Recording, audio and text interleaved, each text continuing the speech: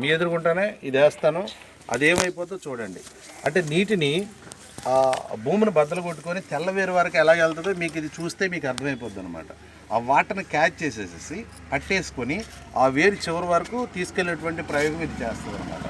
కానీ ఎక్కువ నీరు ఉంటే మాత్రం అవసరం లేదు, తక్కువ నీరు ఉంటే మాత్రం దీన్ని ఉపయోగించుకోవచ్చు. ఎక్కువ అన్నయ్య అన్నట్టు మా బ్రదర్ అయినా అయితే ఈయనే తీసుకొచ్చారు ఈ ఏరియా అంతా చూపించడానికి, తర్వాత ఇంకొక ఇద్దరు కూడా తీసుకొచ్చారు.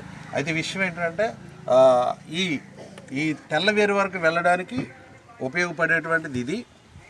తర్వాత ఇది కూడా, ఇది బలం. ఏంటంటున్నాను, ఇది బలం. బలం అంటే ఏ బలం? మీలాంటి యూరియా బలం కాదు. ఇలా చూడండి, వేళ్ళు చూడండి, కనిపిస్తున్నాయి వేళ్ళు అందరికీ.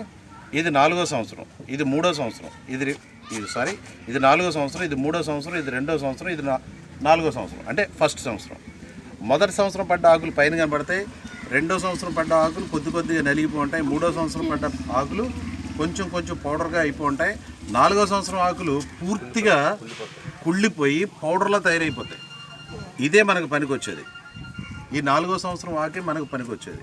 మీరు అడవుల్లో ఎవరన్నా వెళ్ళుంటే, ఫారెస్ట్లోకి వెళ్ళుంటే, ఫారెస్ట్లో వర్షం ఉండగా మీకు వర్షం మీ మీద పడి ఉంటే ఆ వర్షపు నీరు ఎలా ఉంటుందంటే మనకలా తెల్లగా ఎర్రగా ఉండదు. ఎలా ఉంటుంది? నల్లగా ఉంటుంది అనమాట, ఇక డికాక్షన్ లాగా. ఈ నీటిని కొండోళ్ళు ఏం చేస్తారనంటే అక్కడ ఆ మడిలికి పడికట్టి అక్కడ వరేస్తారు. బాస్మతి రైస్ కూడా పండించేస్తారు వాళ్ళు.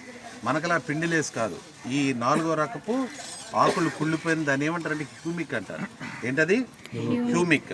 అదే ఇదనమాట, అగ్రి హ్యూమిక్. ఆ హ్యూమిక్కే ఇదనమాట. మీరు చేసేటువంటిది ఏంటంటే ఈ హ్యూమిక్నే డైరెక్ట్గా వేస్తున్నారు. నీళ్ళు పారబోసేయండి, పట్టుకోండి, పారబోసేయండి నీళ్ళు మొత్తం.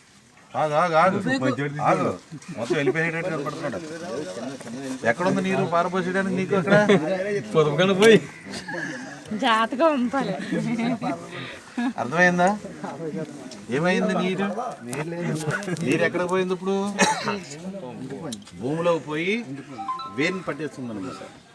వేరుని పట్టేస్తుంది. మీ నీరు పైన మిమ్మల్ని చూడడానికి ఉండకూడదు, వేరుని చూడడానికి ఉండాలి. ఏంటన్నాను? ఏరిని చూడడానికి ఉండాలి. మీరు వెళ్ళి భూమిలో చూడగానే మీ నీరు మిమ్మల్ని నా మాట వినమ్మా, నా మాట విను, నువ్వు ఎక్స్ప్లెయిన్ చేసి నా మాట విను.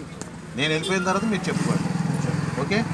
ఇప్పుడు ఈ నీరు పైన ఉండదు, ఎక్కడ ఉంటుంది? వేరు దగ్గరికి వెళ్ళిపోయి ఉంటుంది. వేరు దగ్గరికి వెళ్తేనే మీకు ఉపయోగపడుతుంది. ఏమైనా విన్నారా?